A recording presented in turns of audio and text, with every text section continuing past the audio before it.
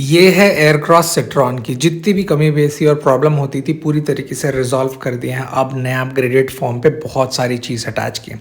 पर सवाल ये उठता है कि सब चीज़ें बेस्ट है तो सिट्रॉन को एक्चुअली पसंद क्यों नहीं करते हैं। तो फर्स्ट मोस्ट रीज़न है कि सर्विस उतना ज़्यादा स्टैब्लिश नहीं है।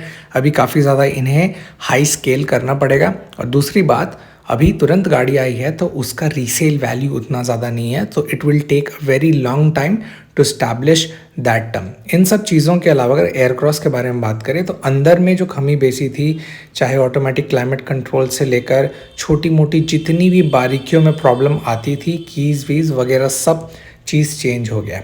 इस गाड़ी के अलावा बसाल्ट भी लगे हाथ इस महीने इन्होंने इंक्लूड किया है, जिसमें हर एक चीज़ दिया हुआ है इन परफेक्ट। चाहे वो बेस मॉडल से आप कंपेयर करेंगे ना, तो डिस्प्ले से लेकर हर एक टर्म को ऐड किए हैं। बट नोटिस करिएगा कि इसके बेस मॉडल में आपको जो इसका सुपर्ब इंजन है वो नहीं मिलेगा, सिंपल एस्पिरेटेड इंजन मिलेगा। हालांकि जैसे वो पावर इंजन रहता था तो बहुत ही ज़्यादा टॉर्की नेचर होता था। तो बेस मॉडल ही सेटिस्फाइड लेवल है। इसका पूरा वीडियो मैंने ऑलरेडी इस चैनल पे डाल दिया है, अगर आपने नहीं देखा तो पूरा देख लीजिएगा।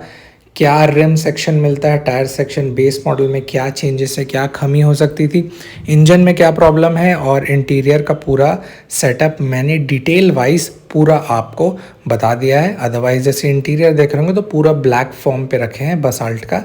ये एक स्मार्ट डिसीजन रहा है। जो आप सामने देख रहे हैं ये बेस मॉडल है। तो इन छोटी मोटी बारीकियों में अब सवाल ये उठता है कि सिट्रॉन थोड़ा बहुत तो बेहतर कर रहा है, तो टाटा कर्व इससे बिल्कुल कंपेयर मत करिएगा। It's a totally different car. अगर आप लोअर सेगमेंट पे एक टैक्सी पर्पस के लिए चाहते हैं तो I think this gonna be help allot. पर एक चीज़ बहुत ही नोटिसेबल है कि अभी उतना स्टैब्लिश नहीं हुआ तो रीसेल कमी होगी। सबसे पहले शुरू करता हूं मैं अब एयरक्रॉस से। आज मैं आपके लिए एक ऐसी गाड़ी लेकर आया हूं ना, जो लग रहा होगा कि वही पुराना टर्म है पर बहुत ही नए फॉर्म पे आया है। अब इसे C3 एयरक्रॉस के नाम से नहीं जान के इस की के साथ नए जो फ्लिप की ऑप्शंस, अब पुराने चीज़ों को हटा के इसे एक नया पैमाना रखा गया है जिसे बोलते हैं एयरक्रॉस। अब जैसे ही एयरक्रॉस नाम रखे हैं तो क्या सिर्फ नाम में बदलाव आया है या बहुत सारे चेंज हुए हैं, वो मैं अभी आपको बताता हूँ। सबसे पहली बात, जो चीज़ें आपको एक सटीक रूप से चाहिए थी, अच्छे प्रोजेक्शन फॉर्म, वो सब मिलने चालू हो जाते हैं। इसके अलावा आपको ऑटो फोल्डिंग विंग मिरर्स इन्होंने नाम दिया है, वो उसकी शुरुआत हो गई है। और अंदर क्या क्या चीज़ चेंज है वो मैं अभी आपको थ्रू आउट वीडियो बताने वाला हूँ। पर इस एयरक्रॉस का सबसे इंटरेस्टिंग पार्ट, जो बीते हुए कल जो न्यूज़ लॉन्च हुआ है, वो सबसे ज़्यादा मुझे प्यारा लगा। और वो ये है कि जैसे ये वाली गाड़ी आप फ़िलहाल देख रहे हैं ना, तो दिमाग में ये रहता था कि इसमें टर्बो इंजन प्रोवाइड हुआ है, तो 9.99 लाख एक्स शोरूम से इसकी शुरुआत होती थी। पर कीमतों के हिसाब से इतना बड़ा एसयूवी देना सिट्रॉन के लिए बहुत ही स्मार्ट डिसीजन साबित हो रहा था। तो इन्होंने अब क्या किया है कि एक नया टर्म नेचुरली एस्पिरेटेड इंजन को भी इंक्लूड कर दिए। अब जब नेचुरली एस्पिरेटेड इंजन को इंक्लूड किए हैं तो फ़ायदा ये हो जाता है कि कीमत कम हो जाती है। एग्जाम्पल के तौर पे जैसे एक टॉप टर्म आप नोटिस करेंगे कि कितना बेहतर हो, क्या हो, तो नेचुरली एस्पिरेटेड जो इस हुड के अंदर अब आने वाले समय में मिलना चालू हो जाएगा, उसका फ़ायदा ये रहता है कि वो इंजन टर्बो के कंपेयर पे कम रेट का रहता है। हालांकि बीएचपी पावर कम हो जाता है, बट सबसे ज़्यादा फ़ायदा ये होता है कि बिना किसी टेंशन के आपको सेम शॉकअप वाले इनपुट मिल जाएंगे। और अगर आप रेट से सेटिस्फाइड हो तो आपको बहुत ही अच्छा डिसीजन मेकिंग, और वो डिसीजन मेकिंग इसलिए बेहतर साबित होगा क्योंकि 8.49 लाख रुपीज़ का अब आपको वो चीज़ दिख जाता है। तो 8.49 में बहुत सारी बेहतर चीज़ ये हो जाएगी कि लगभग आपको 1.2 लीटर का 3 सिलेंडर नेचुरली एस्पिरेटेड जो इंजन है वो 82 bhp और 115 Nm का टॉर्क निकाल के देगा।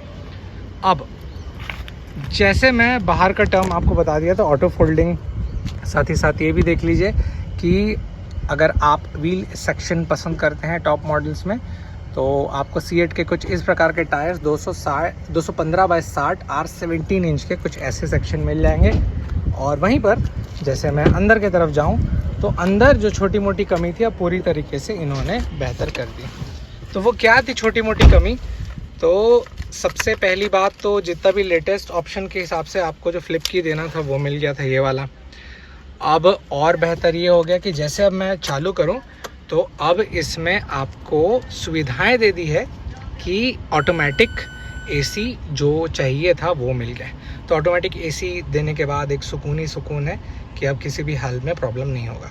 तो बीच का डैशबोर्ड देख रहे हैं वो काफ़ी ज़्यादा यूनिक और क्लासी कुछ हद तक रखता है, और 6 एयरबैग्स और seat belt reminder standard across the all range, मतलब आप शुरुआती पहल से ही काफ़ी ज़्यादा सुरक्षित महसूस कर पाएंगे। इन सब चीज़ों के अलावा अगर मैं आपको बताऊं सामने का और छोटा मोटा डिटेल्स, तो कुछ इस प्रकार की MID स्क्रीन जो मिलती थी वो मिल जाती है, और सटीक पैमाने में कितने किलोमीटर पे गाड़ी चल रही है, सेंटर बताता है कितने RPM पे, उसके आउटर पे फ्यूल का इंडिकेशन यहाँ, और राइट साइड पे गाड़ी का टेम्परेचर, हीटिंग इंडिकेशन वगैरह सब बताता है। बीच में सेंटर पे AC के वेंट्स दिए हुए हैं और ऑटोमेटिक क्लाइमेट कंट्रोल में बता दिया था।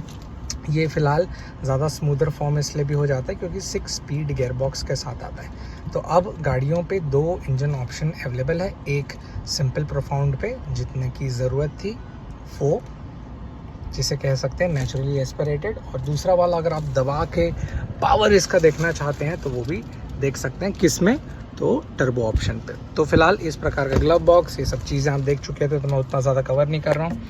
जो और भी चेंज इसमें हुई है चलिए उसे मैं टैली करके दिखाता हूँ। तो फिलहाल जैसे मैं पीछे की तरफ जाऊँ तो यहाँ कमी बेसी को अब निपटारा कर दिया गया है, क्योंकि पीछे जैसे देख रहे होंगे तो पीछे AC के वेंट्स प्रोवाइड कराए गए।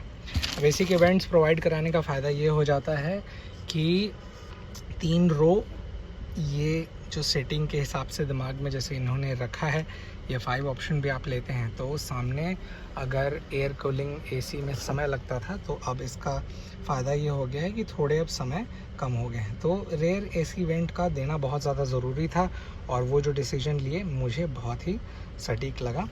इसके अलावा बेस मॉडल जैसे आता है मैं आपको ज़रूर दिखाऊंगा, पर फिलहाल ये अपडेशन पे ऐसा दिखाना मेरे को ज़रूरी था। और पीछे से गाड़ी कैसे लगती है तो वो कुछ ऐसी, और सबसे मेन प्रोफाउंड पे सेक्ट्रॉन जो वर्ड के नीचे आप देख रहे होंगे तो C3 का पूरा नामो निशान हट गया है। अब सिंपल सी बात है कि एयर क्रॉस आपको देखने मिल जाएगा। अब C3 एयर क्रॉस लिखे थे उसका ये मतलब भी था कि एक गिनती के हिसाब से मन में ये रहता था कि ये जो गाड़ी है ना, ये गाड़ी किससे अटैच है, तो ये जो पुराना इसका सिबलिंग था C3 से, तो C3 एयर क्रॉस नाम रखे थे। अब उसका तामझाम पूरा हटा के एयर क्रॉस सिर्फ टर्म रखें।